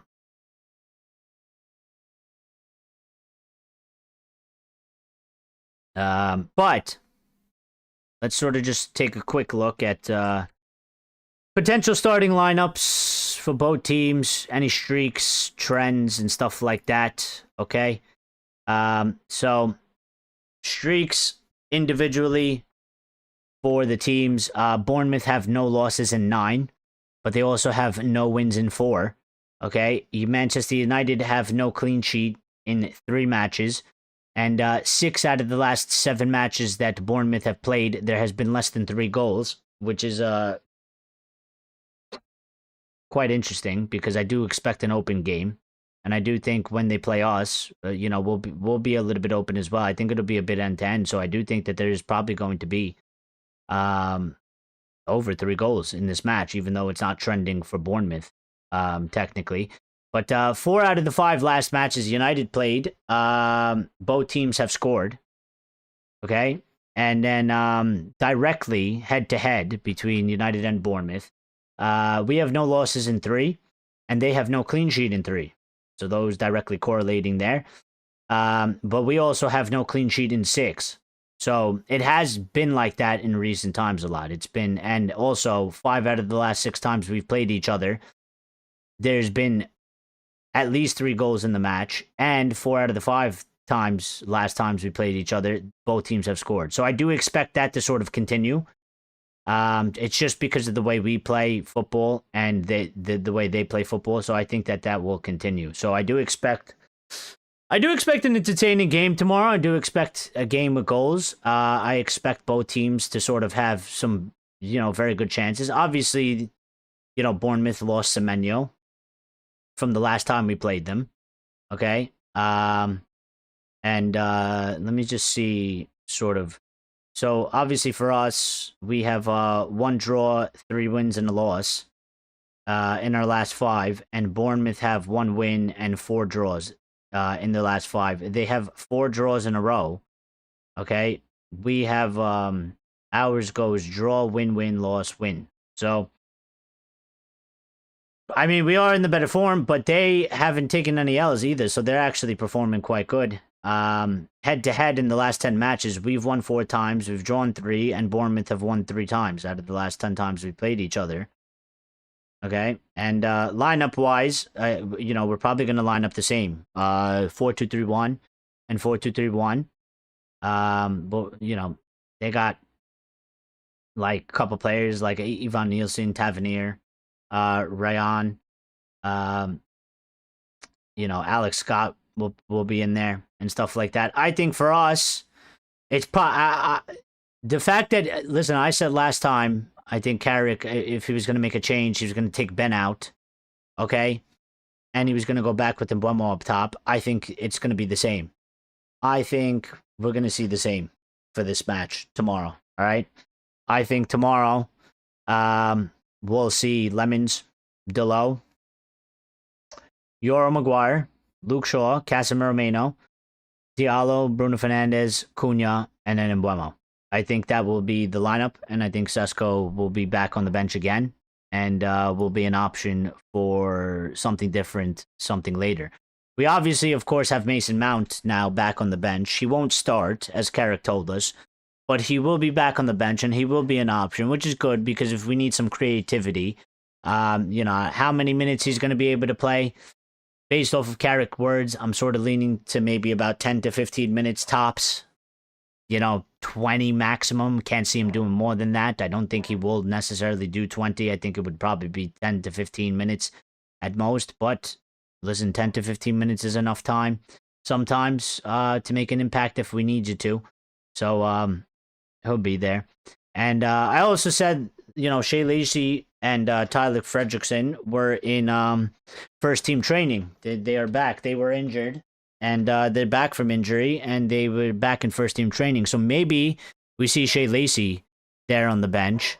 And I think that would be important as well because, again, we only have sort of one option on that wing. And one option that we really, you know, we're fairly limited in the attacking aspect in terms of if Cunha or Diallo aren't having a great game, okay, we could always put Sesko in and shift Mbeumo out to one of the sides.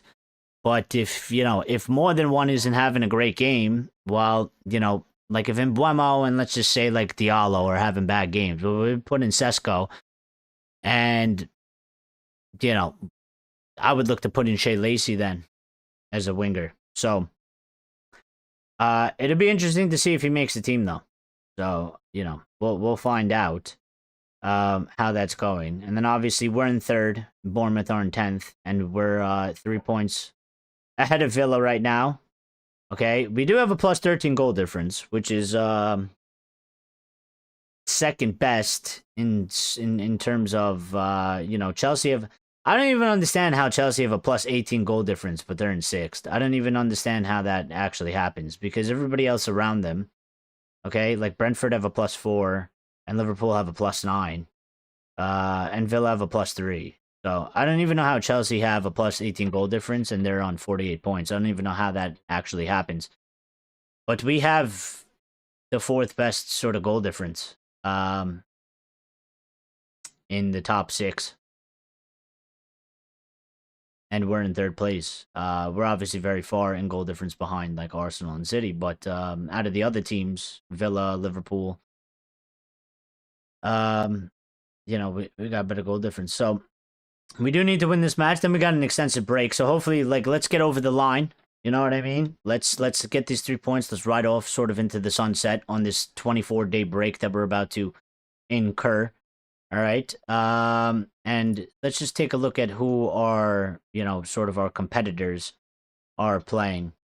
Who they got to play. So specifically for us, okay? Number 1, if we win, we could go 4 points behind City. All right?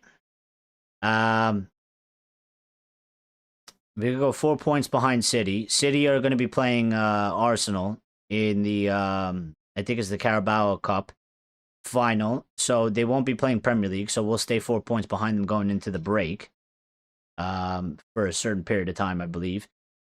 And Villa are playing West Ham. So West Ham, listen, that's not an easy game for them. Okay, Villa, they are on a 3-game losing streak. They have 1 win in the last 5 matches. And West Ham are sitting in 18th. Okay, they are. Where's the points? They are basically there fighting with Forest and Tottenham, and even Leeds, who are all very, very close to each other. So West Ham fighting for the lives for relegation. Listen. West Ham drew City the other weekend. They tied them 1-1. And maybe essentially helped Arsenal get the Premier League, or at least gave them one hand on the trophy. So, listen, they could easily drop more points. If we win, that's another, we'll make a 5-point gap, which is good insurance, because if we slip up one game, we'll still have a sort of a 2-point cushion to a certain degree. So we do need to see how that's going to go. And then obviously, the other one is Liverpool. And Liverpool need to play Brighton. And Brighton are home. And Liverpool are away. But obviously, Liverpool is sort of flying high after their match from the other day. But they have been a bit inconsistent, especially in the league. So we'll see how these results go. We do play first this time, though. So it's up to us to sort of get the job done for us, and then we got to see sort of what our rivals do in that aspect. But yeah, I'm looking forward to the match. I think it's going to be a good one. I think we'll win. I think it'll be a back and forth, and I think Bournemouth will score. But I think I would go maybe with like a 2-1 United. I think it's going to be a bit cagey. I think it's going to be a bit close.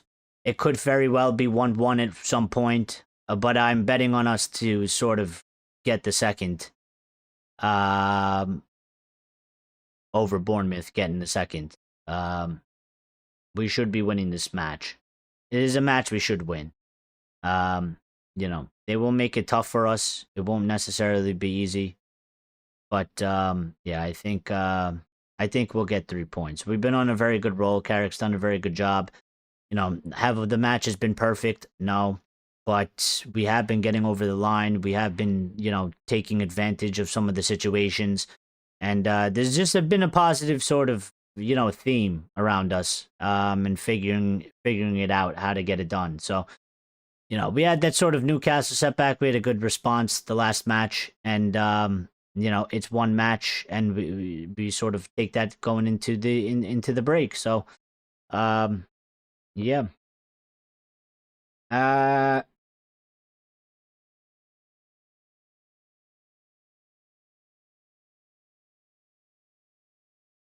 I'm just seeing if there's any other updates while we were live that came in while we were speaking, so we close out the show with them. But it's just that one about Bruno Guimares costing about 75 to 80 million euros, which is about 68 million pounds.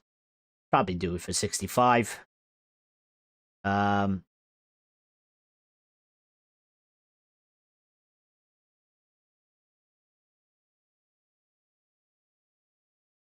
So yeah.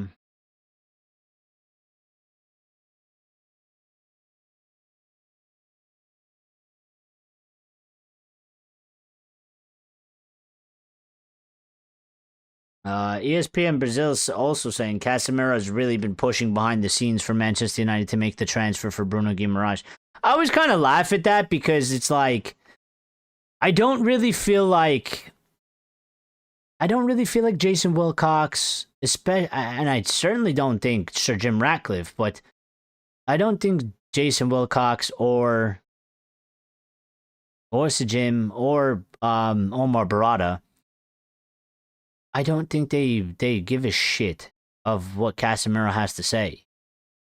You know what I mean? Like, this isn't like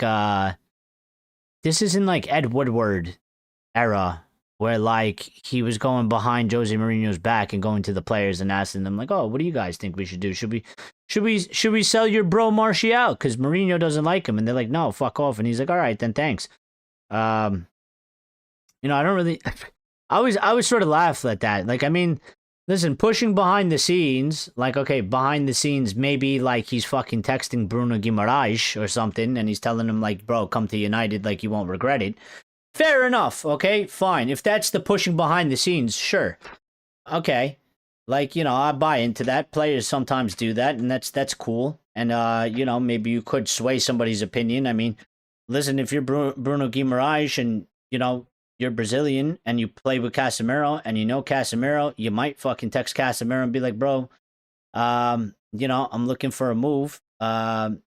United potentially interested in me. What you think? And he's probably telling him like, bro, love the place. It's fantastic. They'll love you here. Whatever.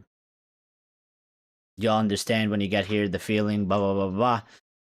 And he's like, all right, cool. And then maybe, just maybe Casemiro, just goes to Jason and goes, hey, listen, I was talking to Bruno Guimarães. She's interested. I was telling him how good of a place it is. You guys, he'd be really good for the club or something like that. I can vouch for him in terms of personality or attitude or character. He's a good guy, whatever, warrior. Some things like that. Maybe that's what that is when they say pushing behind the scenes. But they always write it in a manner where it's like Casemiro is like sitting in the negotiation room or the transfer planning room with like Jason Wilcox, and Casemiro is just like, he's just like in Portuguese, of course. He's just telling him, he's speaking to Jason Wilcox in Portuguese, and he's like, you gotta get Bruno Guimarães. You gotta get him. He's a good player. And Jason Wilcox just like, okay, yeah, thanks. Sounds good, Cass. And then he walks out the door, and then Jason looks at Omar and he goes, all I understood was Bruno Guimarães. I didn't understand a single word he said because I don't know any fucking Portuguese. So, but we will see. We will see what brings us. Tomorrow is Friday too, so it's going to be a bit different. Usually we do like a Friday lax show for Friday, but tomorrow we're going to have, and you know what? It's at least it's good because it'll be, the match is at nighttime, but it'll be on the weekend, so it'll be good. So yeah, listen, everybody, thank you for tuning in. I think we got up to 16 likes, so thank you everybody that smashed the like button. Greatly appreciate it. Those good numbers for today. Okay, and if anybody new that did subscribe, I gotta get that notification thing back up. Anybody that's new, that subscribed, welcome to the family. Glad to have you here, okay? And make sure you hit the notification bell icon so you get notified when we go live, so you don't miss the lives. All right, and listen, we will be live back here. I'll see you all back here tomorrow. After the match, directly as soon as the match is over, we will be live discussing the match. Analyzing the match, discussing, whatever comes out of the match, analyzing players' performances, player ratings, post-match comments, thoughts, opinions, and then, whatever else comes with that. So, everybody have a good night, or good evening, or good morning, depends where you're watching from, okay? Everybody be safe, stay good, enjoy yourselves, and we'll see each other tomorrow, okay?